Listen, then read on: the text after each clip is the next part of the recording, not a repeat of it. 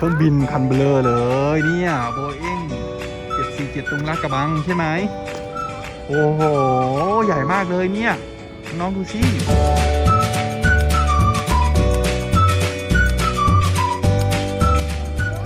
น้องสวัสดีครับวันนี้มาเที่ยวอะไรวันนี้น้องมาเที่ยวอะไรครับมาดูอะไรเครื่องบินคันเบลอเลยเนี่ยโบอิ้ง747ตรงลาดกระบังใช่ไหมโอ้โหใหญ่มากเลยเนี่ยน้องดูสิหางเบลอเลยหางใหญ่มากอันนี้จะเป็นปีกเครื่องบินโอ้โหดูสิน้องดูอยู่ตรงลาดกระบังนี่เองไม่ไกลนะครับจากกรุงเทพมานิดเดียวน้องมาเชื่อครับไหนหัวเครื่องบินอยู่ตรงไหนลูกตรงไหนดูหน่อยโอ้โหดูสิใหญ่เบลอเลยครับผม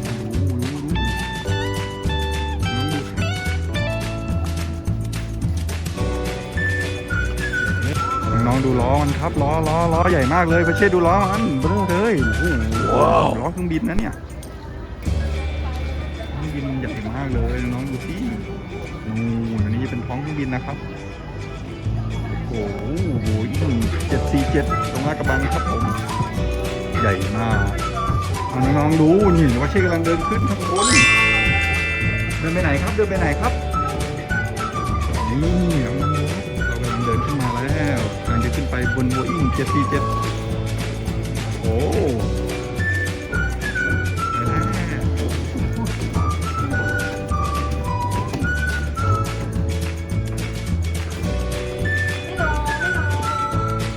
โอ้ไปแล้วน้องดูเรากำลังจะเข้าไปในเครื่องบินแล้วครับกำลังจะเข้าไปในเครื่องบินแล้วเฮ้ยนี่ประตูเครื่องบินเฮ้ยอันนี้ประตูเครื่องบินหรือเปล่าเข้าได้ไหมเข้าได้ไหมเข้าไปเลยเปิดเข้าไปดูข้างในกันด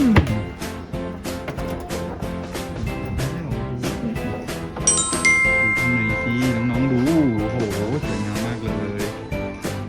นี่สวยมากครับโบอิ้ง747ตรงลาดกระบังนี่เองนะ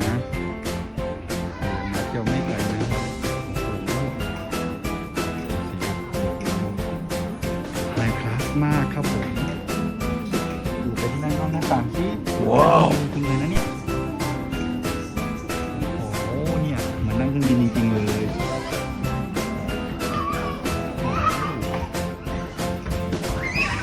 บนมีอะไรดูสิ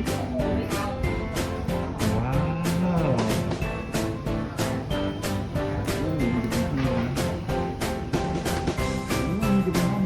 คนขับอยู่ตรงนู้นคนขับตรงนู้นครับน้องมาดูกันสิโอ้โหมันมีเครื่องบินตรงนี้เอง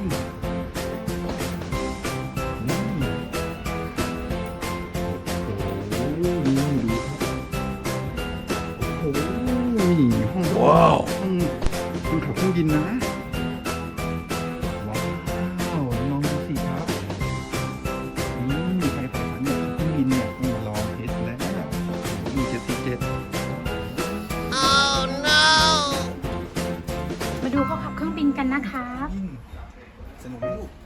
สนุกไหมครับว้าวมีคุณพ่อนะคะ คุณพ่อเป็นผู้ช่วยนักบินด้วยนะครับ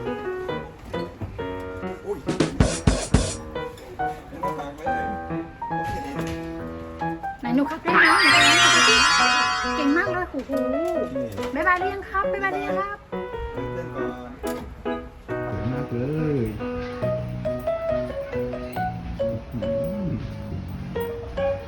สวยมากเลยครับผม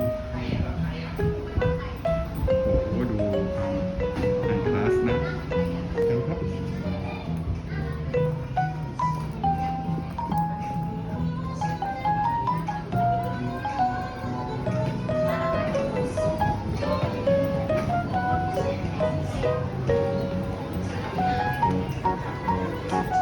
ว้าวว้าวทำอะไรเนี่ยเขาทำอะไรเนี่ยคนนี้โอ้โหน้ำเท่ เลือกน้ำอะไรครับเลือกน้ำมะนาว น้ำเชี่ยวน้ำมะนาวเหรอครับโอ้โหน้องมาดูนะ เป็นเรนโบว์ องไปตรงข้างนอกนะเหมือนขี่เครื่องบินจริงๆเลยนะเนี่ยว้าวสวยงามมากเลยเอาอันไหนครับ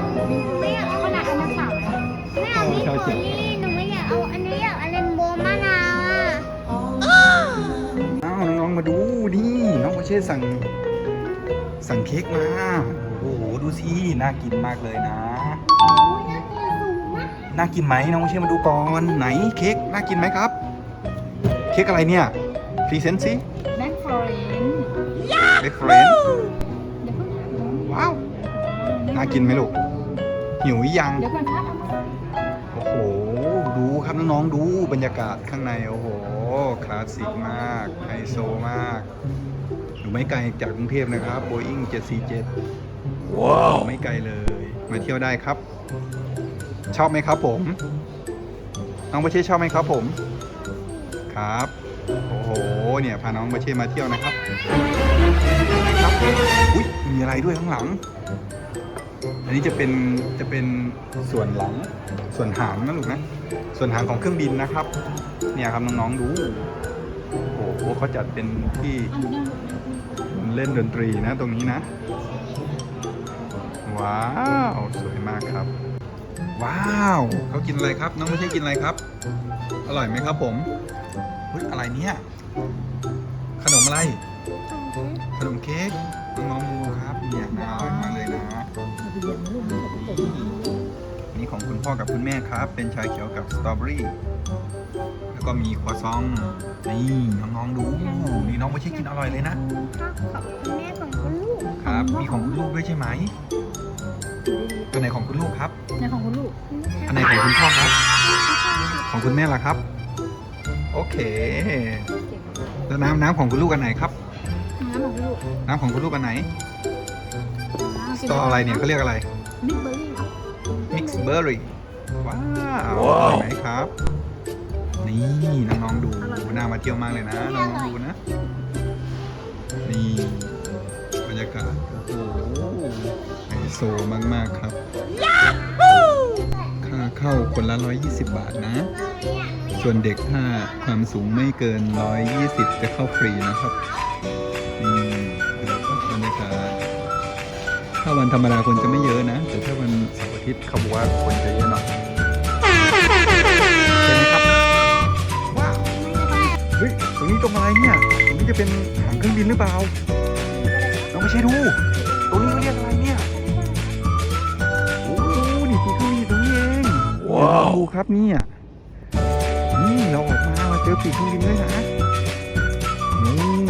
มากเลยเนี่ยนี่จะเป็นหางเครื่องบินนะโอ้โหนี่จะเป็นหัวเครื่องบินอยู่ฝั่งนู้นไหนปีกอยู่ตรงไหนครับน้องไม่ใช่ชี้ปีกก่อนปีกเครื่องบินอยู่ตรงไหนครับไหนปีกเครื่องบินเขาเรียกปีกเครื่องบินใช่ไหมใหญ่ไหมครับบิ๊กเลยใช่ไหมเฮ้ยนี่มีอะไรโอ้โหมีเครื่องเจ็ตอยู่ตรงนี้เองเครื่องเจ็ตเครื่องเจ็ตเขาไว้บินขึ้นน้ำเนี่ยเครื่องเจ็ตโอ้นั่นคืออะไรครับตกนะครับผมใกล้ๆมากนะเดี๋ยวตกนะครับ แล้วให้น้องหันหน้ามาเนี่ยอุ้ยพี่หรือเปล่า ตกนะค เอ๊ะ รับ หันหน้ามาแม่เขาเซลเขาเซลสอง นี่น้องๆดู มีเขาเซลสอง น้องๆดูครับจริงๆเนี่ยเป็นตัวเครื่องบินนะเนี่ยตัวเครื่องบินครับ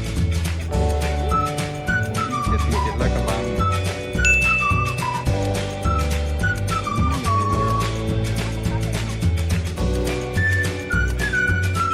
สวยงามมากครับน้องๆเคยมาเที่ยวสามารถมาเที่ยวได้นะอยู่ไม่ไกลครับตรงลาดกระบังเองBoeing 747ครับผมสวยงามมากเบ้อเลยใหญ่กว่าบิ๊กไบค์แล้วอีกน้องวาเช่ครับมาดูล้อเครื่องบินก่อนโอ้ล้อเครื่องบินเบ้อเลยนี่น้องๆดูโอ้โหล้อใหญ่มากเลยเนี่ยว้าวดูครับล้อเครื่องบินเบ้อเลยนะครับโอ้นี่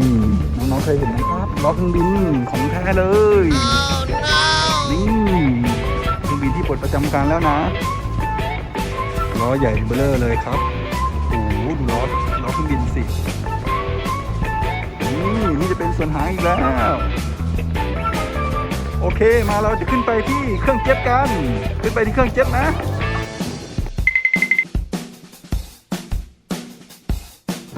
ไปขึ้นไป ต้องอยู่สต็อปตรงนู้นต่อก่อนนะต่อก่อนนะครับโอเคเฮ้ยน้องๆดูหนุนน้องไปเทขึ้นไปแล้วตรงเครื่องเจ็ตมีตรงปีกเครื่องบินครับนี่เครื่องเจ็ตอยู่ตรงปีกเครื่องบินน้องดูโอ้นี่จะเป็นปีกเครื่องบินนะน้องๆดูนี่น้องไปเทขึ้นไปตรงอะไรเนี่ยเครื่องเจ็ตใช่ไหมเครื่องเจ็ตเครื่องบินเฮ้ยโอ้โหจุ๊บแม่ไก่ด้วยนี่น้องๆดูบ๊ายบายว้าวนี่น้องๆดูครับขึ้นไปได้ด้วยนะตรงเครื่องบินเจ็ตนะโอ้โหใหญ่มากเลยเนี่ยคนยืนได้เลยนะนี่เขาเอาเครื่องเจ็ตออกนะน้องๆดูสิตอนเครื่องบินขึ้นนะเครื่องเจ็ตตรงนี้จะช่วยพยุงเครื่องบินลอยขึ้นแล้วอันนี้เขาออกครับเป็นเครื่องที่กดประจำการแล้วโอ้ดูน้องๆดูน้องไปเช่อยู่ข้างบนเองโอเคบ๊ายบายก่อนบ๊ายบายโอเคเฮ้ยน้องๆดูน้องไปเช่จะไปไหนครับจะไปส่งแม่ไก่เหรอครับเนี่ยไปส่งที่ไหนเนี่ยเฮ้ยน้องๆดูมีรถตุ๊กๆด้วยนะเนี่ยน้องไปเช่กำลังขับใหญ่เลยไปไหนกันเนี่ยสองแม่ลูกจะไปไหนกันเข้ากรุงเทพหรือเปล่าไปหาปู่กับย่าหรือเปล่าขับได้ไหมครับเอากี่บาทครับจ่ายตังค์ด้วยครับผู้โดยสารจ่ายตังค์ด้วยครับจ่ายตังค์เอาเก็บตังค์ครับโอเคเอาขับเลยทีนี้ขับเลยไอ้บุญอ๋อเสร็จแล้วบ๊ายบายน้องๆดูมีสะพานด้วยสะพานเล็กเราพี่เชษจะข้ามได้ไหมโอ้โหข้ามสบายเลยน้องๆดูโอ้มีชิงช้าด้วยนะตรงนั้นมีชิงช้าด้วยครับน้องๆดูโอ้น้องพี่เชษกำลังจะไปขี่ชิงช้าเดี๋ยวรอพี่เขามาก่อนนะมีสะพานข้ามน้ำด้วยนะน้องๆดูสะพานข้ามน้ำด้วยดอกบัวเต็มไปหมดเลย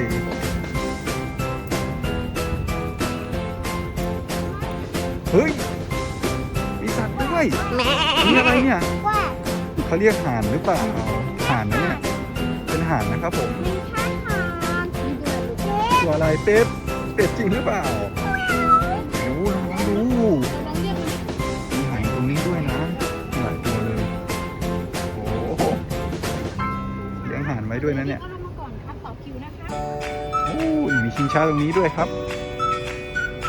โอ้นี่ว้าวเป็นเครื่องบินใหญ่โบอิ้ง747นะครับผมใหญ่มากเลย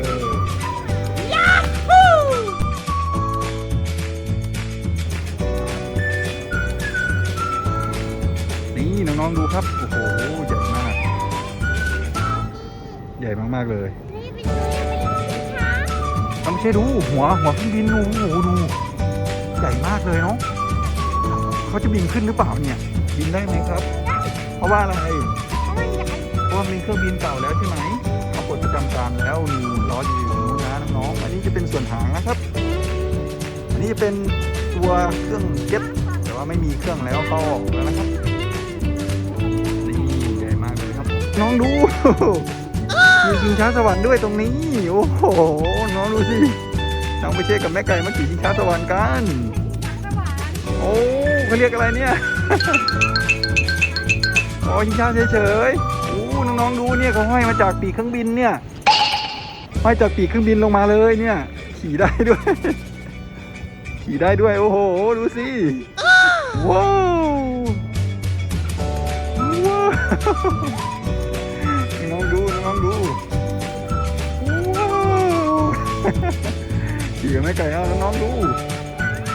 ว้าวระวังหล่นนะเฮ้ยเอาได้ยังเฮ้ยมาอีกมาแรงๆโอ้ยระวัง ระวังนี่น้องๆดูมีชิงช้าให้เล่นด้วยนะครับ